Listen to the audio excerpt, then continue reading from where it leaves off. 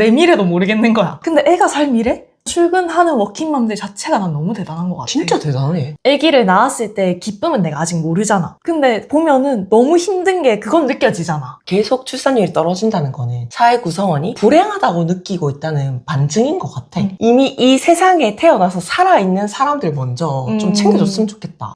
헤니즈의 옥순도순. 요즘 주변에서 결혼하고 아기 키우는 사람들이 많이 보이거든? 그럼 주연이 너는 아기를 낳고 싶어? 나는 결혼이랑 마찬가지로 아기도 살면서 낳고는 싶어. 근데 망설여지는 부분들이 분명히 있고 그것 때문에 내가 5년 안에 아기를 낳을 결심을 하고 실행에 옮길 수 있을까? 이게 좀 미지수기는 해. 근데 왜 5년 안에 해야 돼? 보통은 이제 아기를 낳기에 신체적으로 적합하다고 느껴지는 나이가 여자의 기준으로 한 30대 중반에서 후반이라고 얘기를 하잖아. 물론 그 이후에 낳는 사람들도 있지만 노산을 그렇게 추천하지 않는 의사들이 많더라고. 아기의 건강을 위해서. 맞아. 그래서 나는 마지노선을 그래도 한 30대 중반에서 후반 넘어가는 사이 그 상태로 좀 보고는 있고 근데 내가 아기를 낳고 싶은 이유는 조금 이기적일 수도 있는데 아기가 진짜 그 인간이 가질 수 있는 행복 중에 정말 큰 거라고 하잖아. 그렇다 하더라.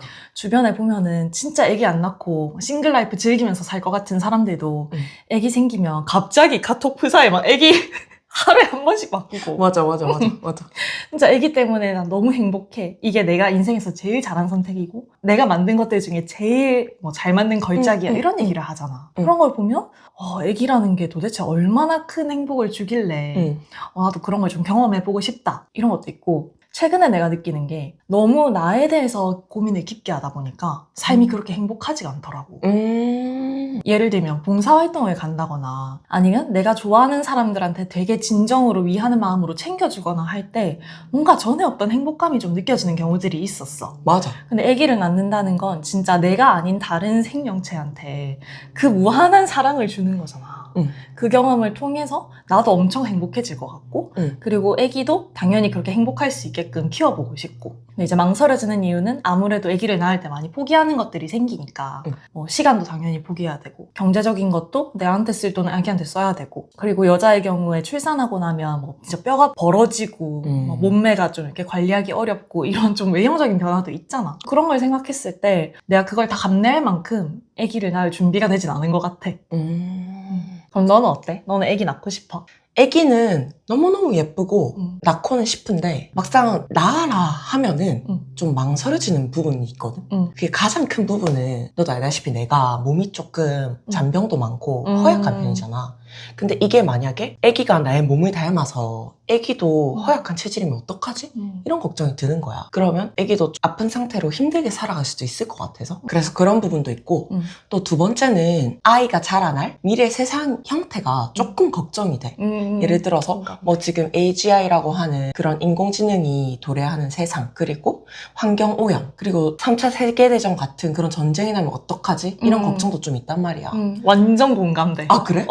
그래서 그런 부분이 조금 아기 입장에서 걱정이 된다. 왜냐면 아기를 낳아서 아기 몸도 건강하고 또 환경 자체도 건강한 세상에서 행복하게 살았으면 좋겠단 말이야, 부모로서. 그래서 그런 부분이 망설여져서 아직은 세모다.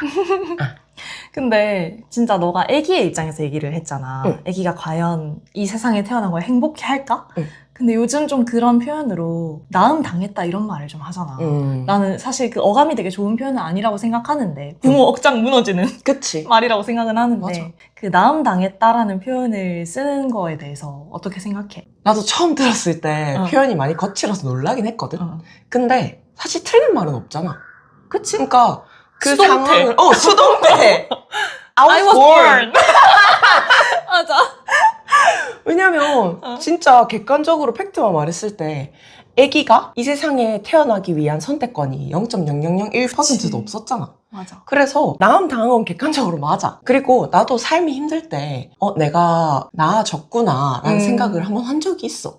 근데 그게 부모님에 대한 원망이나 그런 감정이 아니라 부모님께서 낳아주시고 키워주시고 그래서 이 세상을 소개해 주신 거에 대한 감사함은 충분히 있어. 근데 그것과는 별개로 생각보다 내 삶이 너무 힘들고 유쾌하지 않음도 있는 거야. 그럴 때가 있잖아.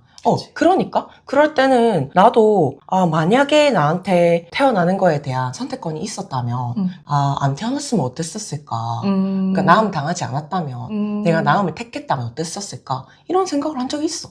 그래서 나는 그게 사실 틀린 말은 아니라고 봐.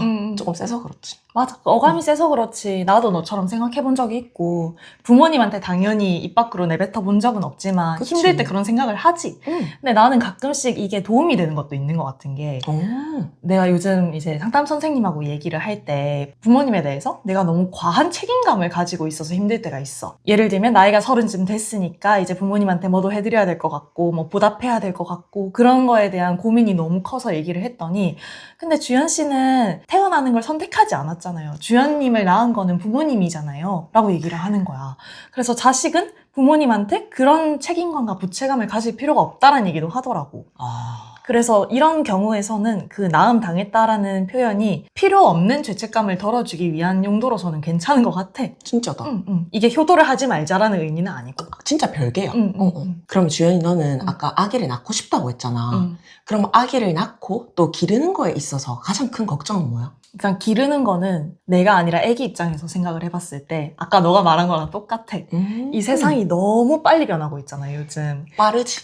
그래서 내 미래도 모르겠는 거야. 맞다. 근데 애가 살 미래? 한 50년, 60년 뒤는 진짜 더 모르겠는 거야. 맞아. 그런 기후 변화부터 일자리, 뭐 각종 혐오로 얼룩진 그런 세상에서 애가 제대로 살 수 있을까라는 걱정도 들고 이거는 좀 바보 같은 걱정일 수도 있는데 어쨌든 애기라는 건 나의 인생에서 가장 소중한 내 목숨이 안 아까울 정도의 존재잖아? 근데 그 애기가 사건, 사고로 만약에 무슨 일이 생겼어. 이런 경우에 진짜 난 못 살 것 같은 거야. 나도 제정신이 아닐 듯. 근데 그게 미리부터 걱정하는 게 좀 웃기긴 하지만 그 정도로 소중한 걸 내 인생에서 가져본 적이 없으니까 맞아. 그거에 따르는 약간 그러니까 책임? 그런 게 좀 벌써 두려운 것 같아. 근데 물론 이제 그런 일이 안 일어나게끔 내가 잘 지켜줘야 되겠지.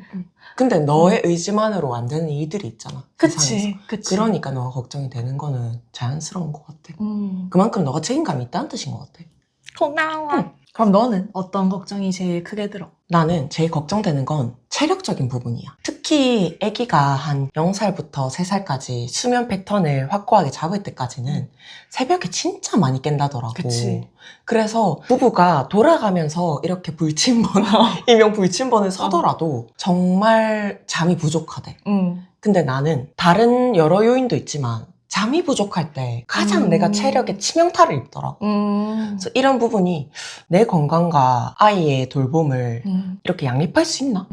이런 걱정이 가장 현실적으로 들어. 그래. 잠자는 때까지 돌봐줄 사람을 찾을 순 없으니까. 새벽에 돌볼 사람을 찾기가 쉽지도 않고 비용도 만만치 않을 거고 또 자는 동안 무슨 일을 할지 조금 걱정도 되고. 그리고 또 만약에 애가 조금 자랐어. 그래도 독립할 때까지는 내가 정신적으로 보호자로서 신경을 많이 써줘야 되잖아. 근데 그런 거에서도 이제 정신적 에너지 소모가 클 텐데 내가 체력적으로 잘 버틸 수 있을지 조금 의문이 들고 그래서 내가 체력을 이렇게 걱정하는 이유는 뭐냐? 내가 지치면 난 짜증이 나는 편이거든? 짜증이 나면 애기한테 갈 거잖아. 그치. 그러면 애기한테 안 좋은 정서적인 영향이 갈까봐 그게 사실 제일 걱정되는 거야. 이게 나의 가장 큰 고민. 진짜 일리 있는 고민이다. 근데 진짜 자기 스트레스 못 이겨서 자식한테 전가하는 사람 너무 많아. 사실 부모라는 것도 처음 해보는 거니까 그렇지. 이해가 안 되는 부분은 아닌데 근데 또 우리처럼 부모님한테 어렸을 때 들었던 말 같은 걸 다 기억하는 입장에서는 부모의 그 어릴 때 한마디가 너무 중요하다는 걸 알잖아. 왜냐면 부모가 하는 말과 행동 중에 어떤 게 애한테 크게 다가갈지 모르거든. 맞아. 무심코 던진 돌에 개구리는 맞아 죽는다. 이게 진짜 맞는 말인 것 같아. 나도 그런 준비가 좀 되었을 때 아기를 낳아야겠다 이런 생각도 좀 들고. 근데 우리가 열심히 공부를 해서 연세대학교도 나오고 사실 우리가 그렇게 공부를 한 게 결론적으로 일을 열심히 하고 싶은 목적도 있었던 거잖아. 근데 보통 보면 현실적으로 육아랑 커리어를 같이 가져가는 게 진짜 슈퍼맨이 되어야 된다고 하잖아. 그럼 너는 만약에 육아 때문에 커리어를 포기해야 되는 상황이 온다면 어떤 선택을 할 것 같아? 나는 일단 애를 낳고 난 순간부터는 그 애가 내 인생에서 어떤 것보다 우선이 될 것 같거든. 그래서 애 때문에 만약에 회사를 좀 쉬어야 돼서 뭐 승진을 못해. 그런 경우가 생기면 그냥 담담하게 포기할 것 같아. 어. 그냥 아기와의 시간을 선택할 것 같고, 뭐 일은 나중에 또 할 수 있지만 그 아기와의 어린 유년 시절을 보내주는 거는 그때 아니면 할 수가 없잖아. 그래서 내 눈으로 좀 커가는 걸 보고 싶고, 사실 또 웬만하면은 좀 병행을 할 수 있는 일을 가지면 제일 좋긴 하겠지. 근데 만약에 내가 너무 난 일적으로 해보고 싶은 게 많고 앞날이 막 창창해서 이거저거 다 하고 싶은데 현실적으로 내가 원하는 직업이 아기를 낳고 나면 유지가 어렵다라고 한다면 아기를 아예 안 낳을 것 같아. 아, 애초에 선택할 때부터 신중하게 그거를 저울질을 한 다음에 아. 물론 내 의지대로 안 되는 상황이 당연히 생기겠지. 근데 진짜 낳기 전에 충분히 고려를 해야 될 것 같아. 넌 어때? 아기랑 너의 커리어 중에 하나를 선택해야 된다. 나도 일을 하고 싶어하는 주의지만 아까 너가 말한 그 포인트가 너무 와닿았거든. 아기는 다시 그 순간을 돌이킬 수 없지만 커리어는 어쨌든 경력 단절이 되더라도 어떤 일이든 할 수는 있잖아. 그치. 그래서 아기가 더 중요한데 특히 내가 철칙같이 지키고 싶은 그 기간이 있어. 아기가 0세부터 3세까지는 엄마가 이렇게 안아주면서 아기가 스킨십을 통해 느끼는 그런 좋은 감정들이 아기 평생의 정서 발달에 영향을 끼친다더라고. 그래서 그 시기가 아기는 기억을 못 하더라도 되게 중요하대. 그래서 그 순간만큼은 꼭 아기 옆에 붙어 있어주고 싶다. 나는 아기가 뭔가 기억을 하는 순간에 같이 있어주는 게 중요하다라고 생각을 했는데 너 말을 듣고 보니까 무의식 중에 그런 애착이 형성될 수 있겠네. 진짜 크겠다 그게. 아기가 본능적으로 이제 나를 누가 사랑하고 밥을 주고 키워주고 하는지를 이제 아는가 보네. 그리고 내가 누구한테 계속 안겨 있었고 이런 거 있잖아. 보호받았다는 그 느낌. 이렇게 치면 사실상 뭐 0세부터 20세까지 같이 있어야 되는 근데 사실 그 이후도 좀 문제가 되는 게 그런 거 있잖아. 비 오는 날 학교나 학원 끝났는데 다른 애들이 다 엄마가 와가지고 우산을 들고 기다리는데 나만 엄마가 안 와 있었던 게 너무 속상했어요 하는 어른들 되게 많거든. 그런 걸 생각했을 때 나도 웬만하면 그렇게 시간적, 공간적 여유가 좀 있어서 애를 계속 좀 케어를 해줄 수 있으면 좋겠다라는 생각이 드는데 우리 회사 다니는 걸 보면 진짜 쉽지가 않은 것 같아. 진짜 그런 애기 있는 분들 보면 너무 삶이 전쟁 같은 거야. 맞다.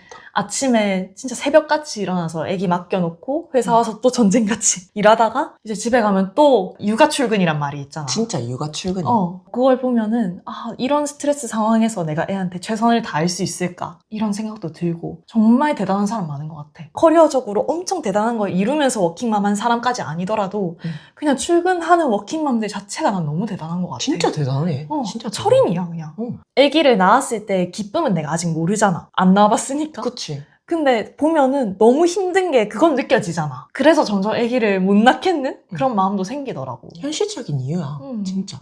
그러면 출산을 한다면 언제 하는 게 적합하다고 생각해? 나는 나의 경제적 그리고 정서적 준비가 완료되었을 때. 와, 답변 똑같다. 이유를 들어보자. 구체적인 이유를. 나는 아기가 뭔가 돈이 부족해서 자기가 하고 싶은 거를 제대로 못하는 그런 결핍을 마주한다거나 다른 친구들보다 너무 절대적으로 못 산다거나 이런 감정을 느끼게 하고 싶지 않아. 그래서 적어도 내 걸 좀 포기하면서라도 아기가 하고 싶은 걸 밀어줄 수 있는 환경을 만들어주고 싶고 정서적으로도 아까 너가 말했듯이 내가 짜증난다고 해서 애한테 그런 게 전가되지 않도록 나의 마인드 컨트롤이 이미 조금 수행이 가능한 상황에서 낳아야지 정서적으로 잘 키울 수 있을 것 같았어. 내가 결혼은 원룸에서도 시작할 수 있고 돈이 그렇게 많지 않아도 돈이 설령 없더라도 부부 둘이만 있으면 충분히 시작할 수 있다고 했잖아. 근데 난 출산에 대해서는 입장이 진짜 달라. 아이를 낳기 전에는 경제적으로 최소한의 준비는 갖춰야 된다고 생각해. 왜냐면 너 말대로 애가 느낄 그 결핍 때문인데 물론 애기한테 중요한 게 그 가족의 물질적인 부분보다는 부부가 진짜 정서적으로 행복한 가정 모습을 보여주는 게 훨씬 중요한 것 같긴 해. 그럼에도 내가 아무리 가정 내에서 이렇게 행복해하고 애를 행복하게 만들어줘도 결국에는 애가 초등학교부터는 사회에 나가잖아. 맞아. 그러면 어쩔 수 없이 그 현실을 조금씩 깨닫게 된단 말이야. 비교를 하게 된단 말이야. 우리나라 특성상. 그럼 자연적으로 애가 조금씩 위축이 될 텐데 난 그게 너무 싫은 거지. 그래서 최소한 그런 걸 느끼지 않을 정도는 만들어 놓고 육아를 하고 싶고 그리고 정신적인 부분에 대해서는 사실 한 사람의 인생을 탄생시키는 거잖아. 너무 책임감이 필요한 일이지. 딱 책임감이 필요한 일인데 그리고 설령 독립을 시켰어 성인이 되어서 그렇더라도 아기가 살아있는 동안에 큰일이 생기면 내가 전적으로 책임을 져줘야 되는 거잖아. 그러니까 전적으로는 아니더라도 책임이 따르잖아. 그렇다 보니까 내가 그 어마어마한 기간과 거대한 책임의 무게를 온전하게 감당할 자신이 되어 있는가? 그리고 내가 아기를 위해서 충분히 희생할 수 있는 준비가 되어 있는가? 그런 정신적인 준비와 경제적인 준비 두 개가 되어야 된다고 생각해. 근데 물론 모든 사람들이 이렇게 비장한 준비를 다 갖춘 상태에서 낳는 것도 아니기도 하고 그치? 또 태어나고 나면 그것 때문에 열심히 하게 되잖아. 아기가 있으니까 열심히 일하고 아기가 있으니까 나를 좀 더 가다듬고 하게 되긴 하는데 어쨌든 내가 이걸 인지하고 있는 상태에서 낳아야 된다고는 생각해. 저도 그렇게 내가 태세를 전환할 준비가 되어 있는 상황에서 그런 태도조차 안 되어 있는 사람들이 진짜 아기를 낳음 당했다란 말이 어울리게끔 낳아놓고 책임을 안 지는 사람들이 많잖아. 맞아. 그런 거 보면 참 한 사람의 어쨌든 인생이 생겨나는 건데 너무 무책임하다. 이건 진짜 무게가 있는 일이야. 그러면 얘기했듯이 출산에는 되게 많은 책임도 따르고 걱정도 따르는데 사람들이 좀 출산을 많이 하게 하려면 어떤 방법이 좀 필요하다고 생각해? 나는 사회 구성원이 행복하다 느끼면 자연적으로 자신의 아이를 낳는 게 인간의 본능이라고 생각을 하거든. 그 말은 즉슨 우리나라가 계속 출산율이 떨어진다는 거는 사회 구성원이 다소 불행하다고 느끼고 있다는 반증인 것 같아. 내가 불행하니까 애기도 그 불행을 겪게 하고 싶지 않은 마음인 거지. 그러니까 그냥 사회 구성원을 행복하게 만들어주면 되는 거야. 그러면 결국 불행의 요소들을 제거해주면 되는 건데 불행 요소는 그냥 우리 주변을 둘러보면 있어. 예를 들어서 너무 출퇴근 시간이 길고 근무하는 시간이 긴데다 야근까지 해. 그러니까 쉬는 시간이 별로 없어. 거기다가 뭐 학생들 입장에서 봤을 때는 너무 입시 경쟁이 심하고 또 사회 전체적으로 비교 문화가 심해. 이런 것들이 사실 우리가 불행하다고 느끼는 요소 하나하나인 것 같거든. 그리고 높은 집값까지. 그런 것들을 하나하나 픽스하다 보면은 자연적으로 출산율이 오르는 거지. 무슨 몇 조를 때리 붓고 무슨 쿠폰을 주고 이런 마법 같은 출산율을 높이기 위한 마법의 약은 없다고 생각하거든. 그래서 어려운 것 같아. 이게 너가 말한 그 유토피아적인 세상에 나도 공감하고 모두가 그러고 싶지만 이게 다 얽혀 있으니까 하나의 정책만으로 할 수가 없잖아. 맞지. 그래서 이미 이 세상에 태어나서 살아있는 사람들 먼저 좀 챙겨줬으면 좋겠다. 물론 우리도 이제 정책 입안자도 아니고 그런 거에 대한 지식이 없으니까 뭐 하나의 솔루션을 제시하지는 못하더라도 본질적으로는 너 말에 완전 동의해. 출산율을 올리려고 정확하게 타겟팅해서 막 신혼부부 주택 뭐 이런 것도 좋지만 사회 전체가 먼저 행복해지면 따라오긴 하겠다. 따라오는 것 같아, 그거는. 그 최근에 예능 보니까 사유리가 결혼을 안 하고 혼자 아이를 가졌더라고. 그리고 지금 예쁘게 키우고 있는데 그런 케이스처럼 결혼을 안 하고 너 혼자 아이를 양육하는 거에 대해서는 어떻게 생각해? 할 의향이 혹시 있어? 나는 개인적으로 절대 그럴 생각이 없어. 왜? 두 가지 케이스가 있는데 만약에 상대방은 있어. 그런데 결혼으로 묶인 게 아니라 동거를 하면서 아기를 낳는다고 생각했을 때 뭔가 법적으로나 경제적으로 우리를 지켜주는 그 틀이 없잖아. 그치. 그래서 아기한테 불리하게 적용할 것 같다는 생각이 있고 그리고 만약에 상대방이 없이 그렇게 사유리처럼 혼자 낳는 것도 할 생각이 없는 게 나는 아기를 낳는 거에 가장 큰 의미를 두는 것 중 하나가 내가 사랑하는 사람과 나를 똑 닮은 그러니까 우리 사이에서 생긴 아기라는 거에 좀 나는 의미를 두는 것 같거든. 맞지. 그렇기 때문에 아기는 예쁘지만 그런 아기가 아니라면 나는 그렇게까지 굳이 개인적으로 키우고 싶진 않은 느낌이야. 나도 공감해. 너는 어때? 나도 생각이 없어. 그런 분들 의사는 너무 존중하고 이상하다 생각하지도 않아. 그치. 하지만 내가 할 의향은 엄두도 안 난다. 그래서 하는 사람들이 보통이 아닌 것 같아. 진짜 보통이 아니야. 보통 사람은 아니야. 그래서 논란도 되고 사람들이 입을 많이 대는 이유도 그런 것 같고 보편적인 정서는 아니긴 하니까. 정서도 아니고 또 사유리 정도는 그냥 경제적으로 케어할 준비도 되어 있으니까. 그치. 그럼 이번에는 또 다른 질문이 있는데 너는 너의 아기가 아니어도 너의 아기처럼 키울 수 있을 것 같아? 뭐 예를 들면 입양을 한다거나 병원에서 애가 바뀌었다거나 그런 경우들. 병원에서 애가 바뀐 케이스는 그 사실 알았을 때 좀 충격적이어서 고소해야지. 바로 고소각인데. 바로 고소지. 근데 입양에 대해서는 할 수도 있을 것 같아. 왜냐면 만약에 내가 아이를 키우고 싶다고 확실하게 마음을 먹었어. 그러면 나는 출산 말고 입양도 선택지에 있어. 물론 당연히 내 뱃속으로 낳은 아이가 더 끌리겠지. 철륜이잖아. 하지만 나는 아이라는 한 사람이 자라남에 있어서 더 중요한 게 어떤 부모가 나를 낳았냐보다는 그 아이한테 준 부모의 절대적인 사랑과 아이가 자라는 환경 이런 게 더 절대적인 영향을 준다고 생각하는 주의란 말이야. 그러니까 내가 비록 낳지는 않았지만 그런 환경과 사랑을 충분히 준다면 아이도 행복하고 나도 행복할 수 있다고 생각을 해. 그래서 내가 다음에 만약에 아이를 낳고 싶은데 진짜 내 몸이 허약하다 했잖아. 그래서 못 낳을 수도 있잖아. 그럴 경우면 배우자와 충분히 상의한 후에 입양을 선택해 볼 수도 있을 것 같아. 너는 어때? 입양이나 병원에서 애 바뀌는 현상, 그런 상황이 나타났다. 일단 입양 먼저 얘기하면은 나도 너랑 비슷하게 정말 아기를 갖고 싶은데 아기를 못 낳는 상황이면은 배우자랑 상의 후에 할 수 있어. 근데 똑같이 키울 수 있냐에 대해서는 내가 확실하게 답 못할 것 같아. 내 배로 낳은 자식과 똑같이 키울 수 있을까? 그러니까 내가 안 낳아봤으니까. 맞아. 낳아보지도 않았고 입양도 안 해봤으니까 확실하게 대답을 못하겠거든 이거는. 옛날에 아빠한테도 내가 비슷한 질문을 한 적이 있었어. 아빠는 나 말고 다른 자식을 입양해가지고 우리를 똑같이 키울 수 있을 것 같아? 이렇게 물어봤는데 아빠가 진짜 단호하게 아빠는 못할 것 같아 이렇게 얘기를 했어. 왜 그렇게 답변하시는지도 들었어? 어쨌든 우리 아빠도 나를 이렇게 키우신 걸 봤을 때 자식한테 정말 최선을 다해서 줄 수 있는 걸 다 주고 싶어 하는 분인데 근데 정말 사람을 하나 키워낸다는 건 너무 큰 책임감과 희생이 따르는 일이잖아. 근데 뭔가 조금이라도 그 애가 엇나가거나 그리고 그 아이 때문에 뭔가 나의 실제 아이가 위험에 처하거나 그런 경우가 생길 수 있잖아. 그럴 때 그 아이를 정말 내 친자식과 동일하게 다룰 수 있을까에 대해서 아빠가 답을 못 내린 거지. 본능적으로 뭔가 내 친자식을 감쌀 것 같긴 하다. 그래서 나도 그 말을 듣고 나니까 내가 뭔가 입양에 대해서 깊게 생각해 본 적이 없었는데 진짜 그런 케이스까지 생각을 할 정도로 입양에는 되게 무게감이 따르는 일이구나 라는 걸 느꼈어. 그래서 나는 그 차인표 신혜라 부부가 너무 대단하다고 생각하는 게 물론 겉으로 보이는 거로도 알 수는 없지만 입양한 자식과 친자식을 같이 키우고 계시는 걸로 알고 있거든? 맞아.